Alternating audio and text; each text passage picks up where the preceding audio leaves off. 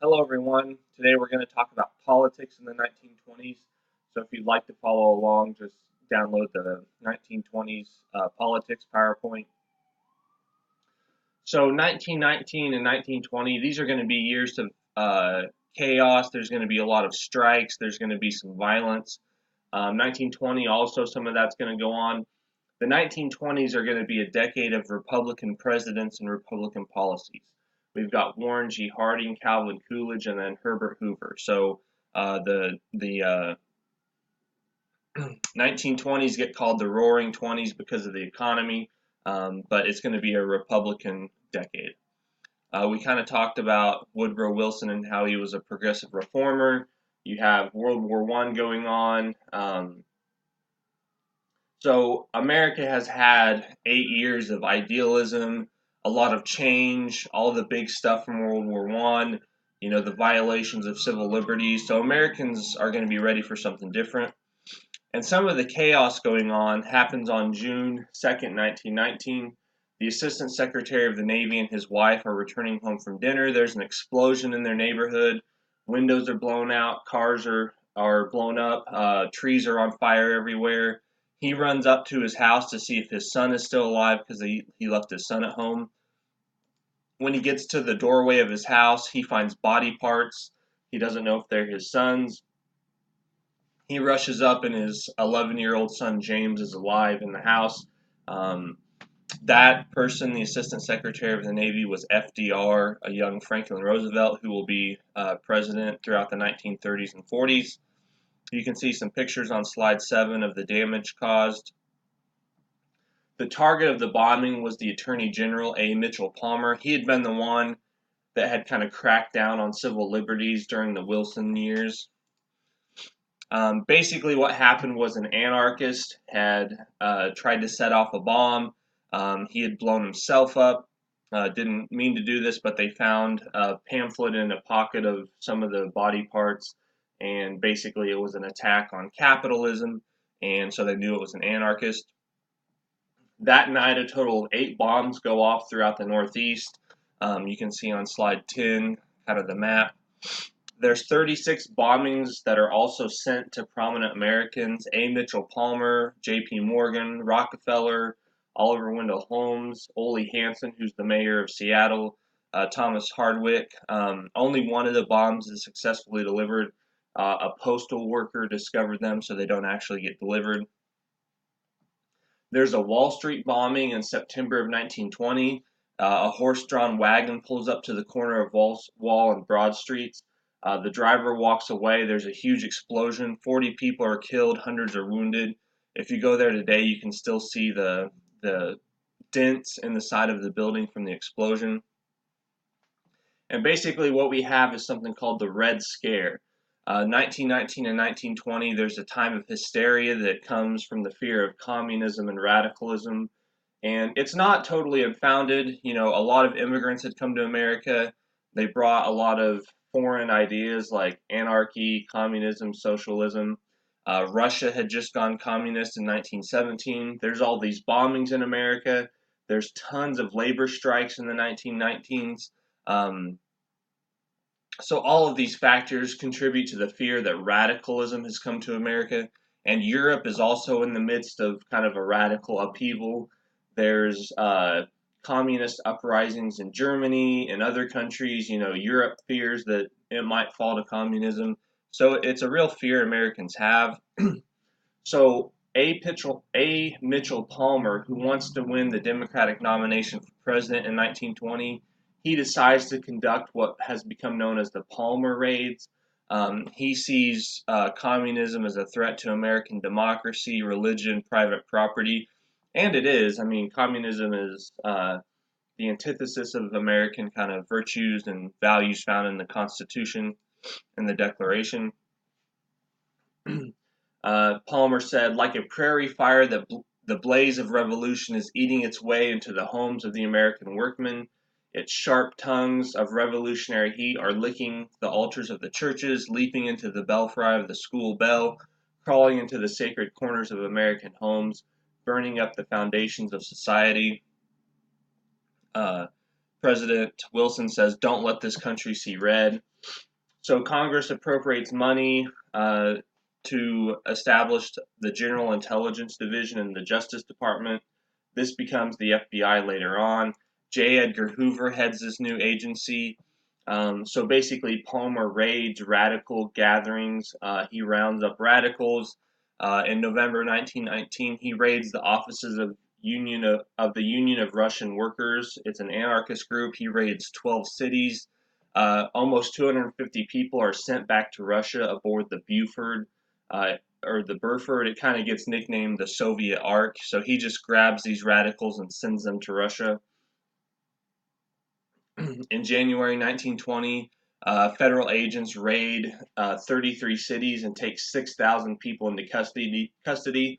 And remember, after World War I, this doesn't seem like that big of a deal because World War I, you had a lot of violations of civil liberties. So Mitchell Palmer has a high profile, a high public opinion kind of view. He predicts that there's going to be a huge revolution on May Day of 1920. Nothing ends up happening in actuality. So he predicts all this revolution, and then May Day is quiet. So basically, people don't see him as a credible person anymore, and he's not going to get the Democratic nomination. There's strikes in 1919. There's strikes in Seattle. There's strikes with the Boston police. There's steel worker strikes. There's coal strikes across the nation. I'll kind of let you read through some of these. I won't tell you everything about them, but basically the Seattle workers wanted higher wages and shorter hours. Mayor Ole Hansen kind of sees communism behind these labor strikes. Most American laborers are not communist or socialist or anarchist. There are radicals within all these labor groups, so sometimes they get a bad rap because people only see the radicalism, but there are radicals there. Federal troops are brought in. The strike comes to an end, and Mayor Hansen takes credit. He writes a book called Americanism versus Bolshevism and kind of tours the country giving speeches talking about the threat of communism. In Boston, the police go on strike in 1919. They want better pay, working conditions, recognition of their union. There's violence that breaks out. There's no police kind of guarding the streets. People are killed. There's looting going on. Wilson calls this a crime against civilization. You get veterans groups that start to patrol the streets and try to keep order. Eventually, Calvin Coolidge, who is governor of Boston, he orders state troopers to Boston to basically restore order. He fires the entire police department in Boston. He says there is no right to strike against the public safety by anybody, anywhere, anytime. So Calvin Coolidge's stock goes up on the national stage because he stops this strike. There's also a steelworkers strike. They also want shorter working days, shorter working weeks, recognition of their union. Hundreds of thousands of steel workers go on strike. It lasts for months. There is some violence. 4 strikers are killed in Pennsylvania. 18 are killed in Indiana. The federal troops are brought in, and eventually the strike kind of fizzles out. There's also a coal strike. Remember how I told you coal is very vital to the nation. It heats schools, businesses, government buildings. Basically, if you don't have coal, the nation kind of comes to a halt.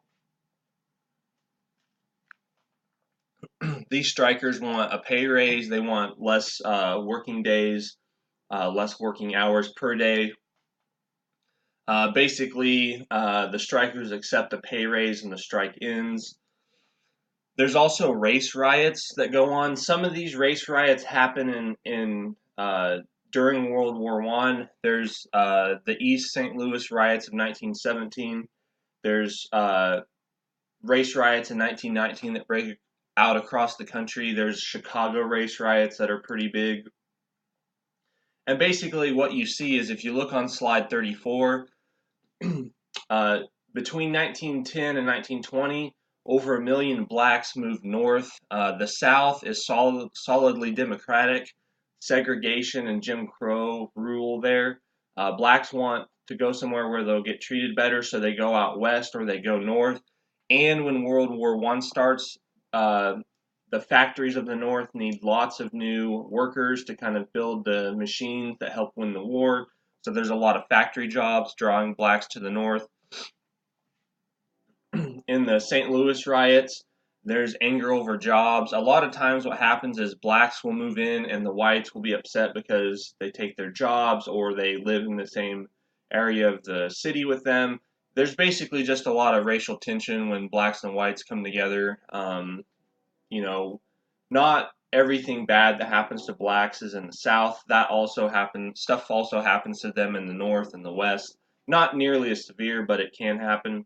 49 people, black and white, are killed. They're shot, they're stabbed, there's beatings. It's just terrible. 6,000 homes are set on fire. Remember how I said Republicans tend to favor civil rights for blacks? When this happens, Teddy Roosevelt, he goes nationally and says, "We have demanded that the Negroes submit to the draft and do his share of the fighting as exactly as the white man does. Surely when such is the case, meaning the riots, we should give him the same protection by the law that we give the white man. Murder is not debatable." Woodrow Wilson says nothing publicly, so you have the former Republican president saying you can't treat blacks this way, and the Democrats just say nothing. Later on, there's huge race riots in Chicago. Apparently, what set this off is there was a black teenager swimming, and he swam into a whites-only area, or the whites claim he did. Somebody throws a rock at the boy and hits him, and the boy drowns. Rumors spread throughout the city that the story was backwards, that some blacks threw a rock at a white person and made them die, but that's not what happened. So rumors spread, and basically there's a huge race riot throughout the whole city. I've got pictures. If you look at slide 38 on, you can see how homes are destroyed, people are killed, things are vandalized. Almost 40 people are killed, over 500 injured. The National Guard has to be called in, and the National Guard stands patrol on the streets because it's not safe. So 1919 is a year of strikes and race riots. There's also a very famous court case called Vanzetti, Sacco and Vanzetti. These are two Italian immigrants. They're anarchists, and they get charged with a murder of a couple guys during a robbery.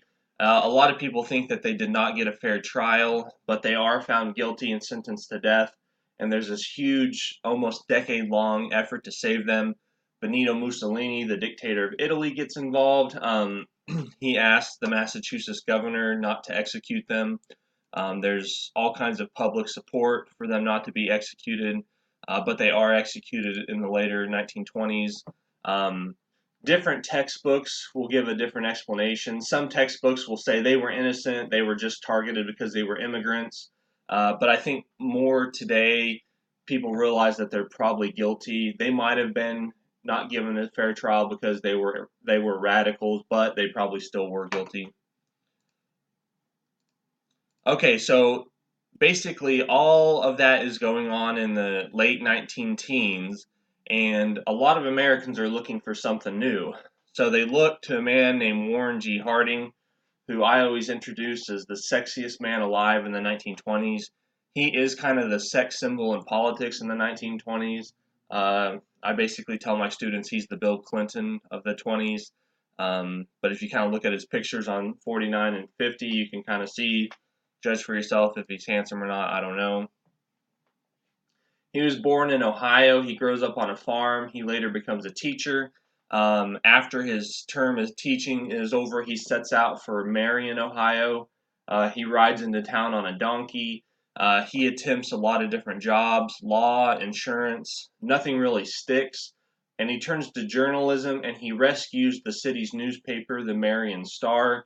He turns it into a success, and he catches the eye of a lady that's older than him, Florence Kling de Wolf.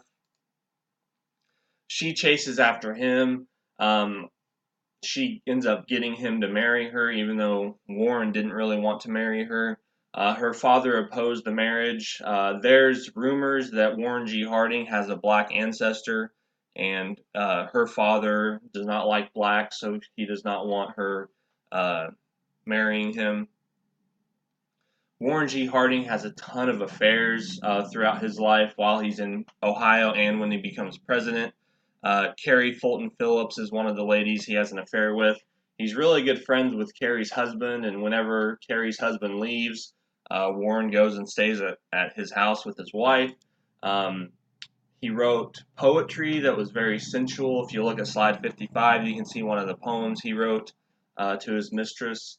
Later on, he has an affair with Nan Britton in the White House. They produce a child together.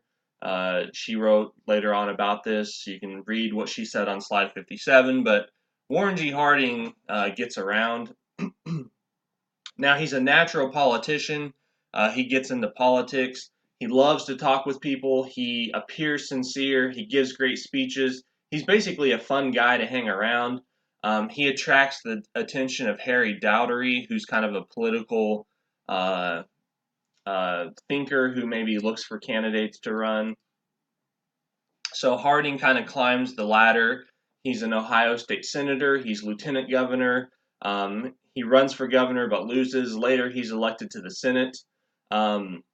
Probably what you could say about Harding is that he was pretty honest, but everyone around him was corrupt. That's what happens when he goes to Washington, is he brings all the corrupt people with him. He runs against James M. Cox in 1920. Warren G. Harding sits out on his front porch in Ohio and campaigns. Calvin Coolidge is his vice presidential candidate. The Democrats, James M. Cox and Franklin Delano Roosevelt, travel the country speaking. And this is what Harding basically says. He says, look, we've had decades of progressive reform. We've had the chaos of World War I. America wants to go back to normalcy. He says America's present need is not heroics but helping, not nostrums but normalcy, not revolution but restoration, not agitation but adjustment, not surgery but serenity. So basically, we just need to calm down as a nation. The Democrats are still pushing for the League of Nations. Wilson is still alive at this point, so Wilson kind of has to give his blessings because he's still the most famous Democrat in the country. The Republicans win a huge election. They get 60% of the vote to the Democrats' 34%. They even win the state of Tennessee, which is a southern state, and Oklahoma.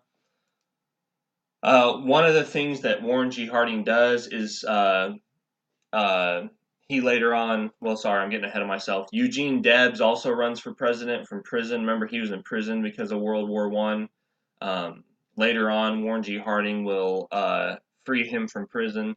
Joe Tumulty said the election wasn't a landslide, it was an earthquake. If you look at slide 68, you can see that's Wilson and Harding driving down to take the oath of office. Basically, Wilson started crying during the car trip, and Harding didn't know what to do.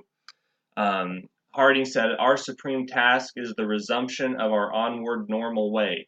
Reconstruction, readjustment, restoration, all these must follow. We must strive for normalcy to reach stability. We want less government in business and more business in government." If you look at slide 70, these are the people he takes with him to Washington, or the people that work with him. The people that came from Ohio are called his Ohio gang. Some of these people are very honest and worked very hard. Charles Evan Hughes, Herbert Hoover, Andrew Mellon, Vice President Coolidge. They're very honest, hardworking, dedicated citizens, but some of these other guys are pretty corrupt. There's all kinds of kickbacks. Like I said, Harding frees Eugene Debs from prison. A lot of people asked Woodrow Wilson to do that. Once the war is over, what harm can Eugene Debs do? The war's not going on. He can't undermine it. But Wilson refused to let him out of jail. Now, there's a recession in the early 1920s. Warren G. Harding inherited a bad economy. There's 20% unemployment, 5 million Americans out of work. Farmers are suffering the most. World War I required that we increase our food production to feed Europe. All the men in Europe are fighting, so they can't farm. So we basically fed Europe during World War I. Now the men that are alive in Europe go back to farming. We've got too many people farming, so Europe needs less of our food, but we're producing more than ever. So there's the problem of overproduction, and Harding doesn't know what to do. He basically says, "I don't understand these issues. I'm just good at getting elected and kind of being a good politician. I don't necessarily know how to fix issues in American society." Uh, Woodrow Wilson did not have a positive view of Harding's intellect. He looked down on him a lot. Um, President Harding, his policies, he retreats from internationalism. No more of Wilson's internationalism. He rejects progressivism. He favors laissez-faire economics, favors big business, favors tariffs. Laissez-faire just means leave it alone. So basically, leave the economy alone, get the government out of it, and it'll kind of function on its own. Andrew Mellon is the Secretary of the Treasury. Some people call him the greatest Secretary of the Treasury since Alexander Hamilton. He cuts taxes, he cuts spending. Wartime spending was $18 billion. That's a lot. By the mid 1920s, it's down to $3 billion. So the American government really, the Republicans really trimmed the budget. They create a surplus in the Treasury. They do away with a lot of regulation that was around from World War One. Charles Dawes, he runs the Bureau of the Budget. Basically, they oversee the budget of the federal government, the budget of the executive branch. He ends up coming up with a plan to kind of help Germany repay their war reparations. I'll talk about in a little bit. Herbert Hoover is Secretary of Commerce. He basically worked with business and labor to reach voluntary agreements. Hoover is going to be a very important figure at the end of the 1920s. He believes that business and government should cooperate. He believes that people should volunteer to do the right thing. He doesn't like using the government to force people to do the right thing. He likes people to do the right thing on their own. The New York Times wrote that Herbert Hoover is an almost supernatural figure whose wisdom encompassed all branches, whose judgment was never at fault, who knew the answers to all questions and could see in the dark. So a lot of the nation has a high opinion of Hoover. Um, so there's lots of people that are very capable in Harding's administration. Some of the laws that get passed, the Fordney-McCumber Act raises tariffs. Immigration policy changes. You've got the Emergency Quota Act of 1921 and then the National Origins Act of 1924. Basically, America reduces immigration in the 1920s. The late 1800s to the early 1900s, there's a lot of immigration in America. America kind of puts the halt on that and says we need to assimilate these immigrants now. Um, President Harding goes to the South and he speaks in Alabama about civil rights for blacks. He says, "I want to see the time come when black men will regard themselves as full participants in the benefits and duties of American citizens.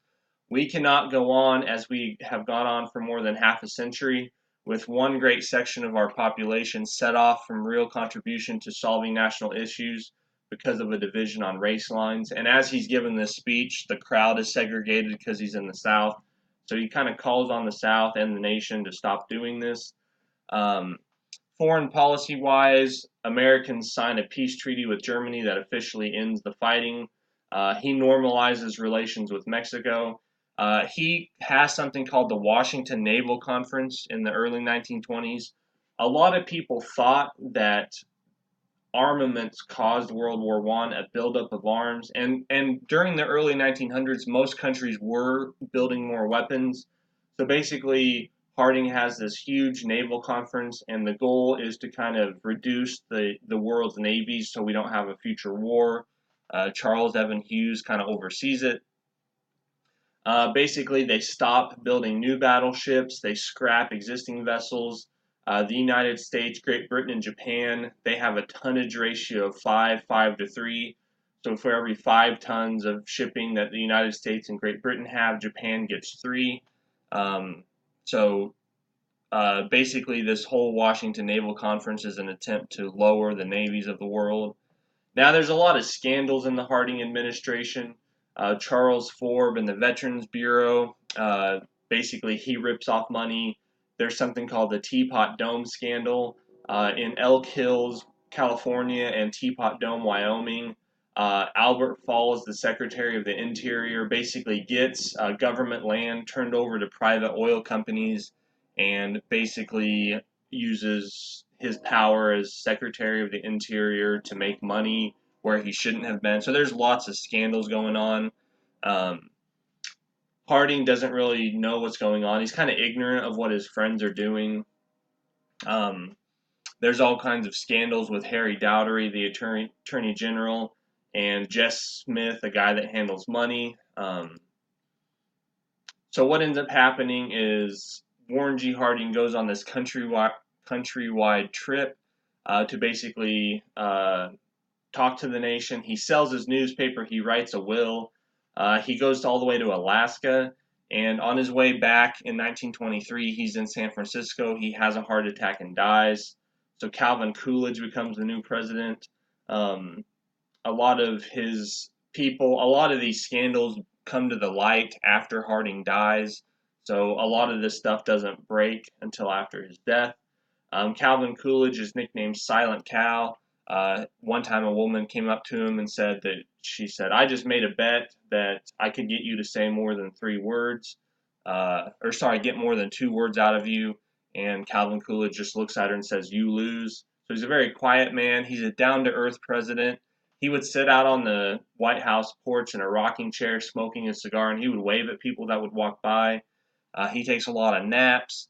He cleans up the scandals of the Harding presidency. He's a very honest president, a very honest person. Sometimes he would send a errand boy to get a newspaper for him, and when the boy came back, he'd be like, "Give me my pennies. I know exactly what this newspaper costs." He's totally unlike Harding. He doesn't drink or play cards or chase women or keep company with those who do. He ends up getting married. There's kind of a funny story about how he and his wife, he goes outside and shaves out on the front lawn, and he's kind of in his long underwear, if you've ever seen that, and he sees his wife, and she kind of giggles at him, and he kind of likes her, and he's got his top hat on as he's shaving, so he's out in his front porch in his long underwear, and he's got a top hat on, and he's shaving, and she kind of finds this funny. Calvin Coolidge supports business, and he sees government as a necessary evil. So he's more in tune with the founding fathers' kind of view of government. He vetoes subsidies for farmers. He argues that when a nation's wealth increases, it's good for everyone. He doesn't believe he's supposed to help individual groups. He's just supposed to have an even policy, and it'll help everyone. He reduces the national debt. He trims the federal budget. He lowers taxes. He has a lot of famous quotes. You can look at slide 97. He does warn of the dangers of greed. If you look at slide 98, you can kind of see what he has to say about that. So he supports business and capitalism, but you can't be greedy. He favors civil rights for blacks. He says there should be no favorites and no outcasts, no race prejudices in government. And basically, Calvin Coolidge has a very prosperous economy. You can look, I got some stats on slide 100. So the economy does really well. Charles Dawes, that banker, he goes to Europe and he comes up with the Dawes Plan. Basically, the United States will loan money to Germany. Germany will invest that money and repay Britain and France. And then Britain and France will repay America their loan. So it's kind of this circle. In 1924, Coolidge runs for re-election. Keep cool with Coolidge. Coolidge or chaos are his slogans. He wins another huge majority. More of the same happens in the second term. Calvin Coolidge doesn't change his policies. There's a huge flood in Mississippi in 1927, and there's something called the Kellogg-Briand Pact in 1928.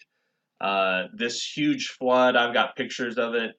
1,000 people are killed. That's a lot for a flood. 700,000 homeless. Herbert Hoover gets put in charge of this. He's called the great engineer and the great humanitarian. He basically goes to work directing aid efforts. He has 35,000 people working for him. He gets $50 million and less than 1% overhead. Herbert Hoover is a genius when it comes to organizing and doing logistics to solve a problem. You can see all the slide 107, all the pictures of the flood. So he kind of fixes that problem as best you can. In 1928, Kellogg-Briand Pact gets signed. It's basically this agreement to outlaw outlaw war as when you're trying to pursue national policy. So basically, World War I is still on everyone's mind, and the leaders of the world say the only reason you can go to war is for self-defense. You can't go to war to get another country to do something you want. Calvin Coolidge decides not to run for a third term. Um, Herbert Hoover runs instead. He's a Quaker. He was born in Iowa. He's the first president to be born west of the Mississippi. He was an orphan early on. He was sent to live with relatives. He ends up going to Stanford University and becoming a mining engineer. Him and his wife used to translate things from Latin into English for fun. If you look at slide 111, there's a real famous Latin text on mining back thousands of years old. Him and his wife translated it into English. He works all kinds of jobs. He gets hired by mining firms. He travels all over the world. He goes to Australia, China, India, New Zealand, Egypt, Korea. Basically, he finds where you should dig for things like precious minerals, and he's just really good at this. By age 40, he's a millionaire, and he retires and decides to devote himself to helping mankind. He's a big philanthropist. He's also a progressive, so he's a progressive Republican.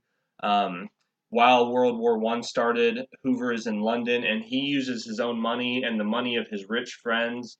He brings home as many Americans as he can. He tries to get them out of the war. He oversaw the Committee for the Relief of Belgium. Basically, Belgium got invaded by Germany. We talked about the rape of Belgium. And what ends up happening is Herbert Hoover raises aid for them. He feeds Europe or feeds Belgium. He helps keep Europe from starving. He runs the Food Administration when he comes home. After the war, he goes back to Europe and he basically works all the time to help feed Europe. He even helps out the communists in Russia. Not necessarily the communists, but he helps feed people in Russia. After the Russian Revolution, Russia goes through a civil war. Millions and millions of people starved during the Civil War. So Herbert Hoover is kind of seen as this genius who can fix any problem. Um, at the peace conference, John Maynard Keynes said, "Mr. Hoover is the only man who emerged from the ordeal of Paris with an enhanced reputation." Now, Calvin Coolidge did not like Herbert Hoover. He famously said, "That man has offered me unsolicited advice for 6 years, all of it bad." So Herbert Hoover has never been elected to anything, and he's about to run for president. He runs against Al Smith, who's from New York. Now, Herbert Hoover runs on continued prosperity. He supports prohibition. Um, he supports tariffs. Al Smith is Catholic. He supports alcohol. And he kind of runs on this something called Me Tooism. Hoover talks about this is what we need to do. We need to keep the economy running. We need to keep prosperity. And then Al Smith always says, I agree with that. So he kind of copies Herbert Hoover's campaign. Herbert Hoover says some things he probably shouldn't have said because the Great Depression is right around the corner. He said, "We in America today are nearer to the final triumph over poverty than ever before in the history of any land. The poorhouse is vanishing from among us. We have not yet reached the goal, but given a chance to go forward with the policies of the last 8 years, we shall soon, with the help of God, be in sight of the day when poverty will be banished from the nation." Um, Al Smith had to talk constantly about how he won't let the Pope interfere with his decisions. A lot of Americans did not trust Catholics because they thought the Pope kind of controlled them. So if we get a Catholic president, will he listen to the Pope about national policy? FDR does the nominating speech for Al Smith. FDR, after World War I, gets polio, and he kind of vanishes from the national stage, but he comes back in 1928. He nominates Al Smith for president. It doesn't go well. If you look at slide 123, this is how good the economy was. The Republicans win a landslide. They win even a lot of southern states. And remember, southern states are Democratic. They're Democrats. They never vote for Republicans because of the race issue. But the economy's so good, even some Democrats vote for Republicans. FDR wins election to the governor of New York in 1928.